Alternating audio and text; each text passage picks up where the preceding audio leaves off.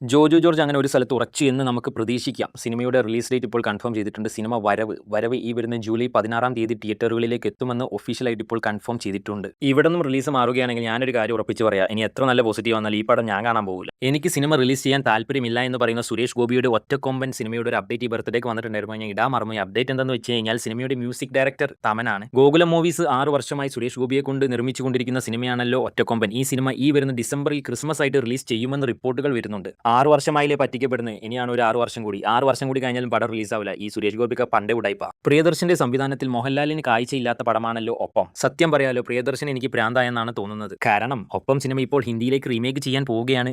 കില്ലാടിയായ അക്ഷയ് കുമാറും സെയ്ഫ് അലി ഖാനുമാണ് സിനിമയിൽ അഭിനയിക്കുന്നത്. സിനിമയുടെ പേര് വരുന്നത് ഐവാൻ എന്നാണ്. സെപ്റ്റംബർ 11-ാം തീയതിയാണ് സിനിമയുടെ റിലീസ് എന്ന് ഒഫീഷ്യലായിട്ട് പ്രിയദർശൻ തന്നെ കൺഫേം ചെയ്തിട്ടുണ്ട്. അപ്പോൾ സിനിമയ്ക്കായിട്ട് കാത്തിരിക്കാം. തെക്കോട്ട് നോക്കിയിരിക്കുന്നുണ്ടാവും, ഞാനൊന്നും കാണാൻ പോകില്ല. ഷൈജു കുറിപ്പ് നായകനായിട്ട് എത്തിയ ഭരതനാട്യത്തിന്റെ 2-ാം ഭാഗമാണ് മോഹിനിയാട്ടം. മോഹിനിയാട്ടത്തിന്റെ 3-ാം ഭാഗം ഇപ്പോൾ ഒഫീഷ്യലായിട്ട് കൺഫേം ചെയ്തിട്ടുണ്ട്. രാസലീല എന്നാണ് സിനിമയുടെ പേര്. കൂടാതെ ഫസ്റ്റ് ലുക്കും വന്നിട്ടുണ്ട്. ഫസ്റ്റ് ലുക്കാണ് നിങ്ങൾ ഇപ്പോൾ കാണുന്നത്. ഫസ്റ്റ് ലുക്കിന്റെ കൂടെ ഒരു വീഡിയോ വന്നിട്ടുണ്ട്. ആ വീഡിയോ ഞാൻ കണ്ടിട്ടില്ല. കണ്ടു കഴിഞ്ഞാൽ അതിന്റെ അഭിപ്രായം ഞാൻ എന്തായാലും പറഞ്ഞാനെ. അപ്പോൾ സിനിമയ്ക്കായിട്ട് നമുക്ക് കാത്തിരിക്കാം.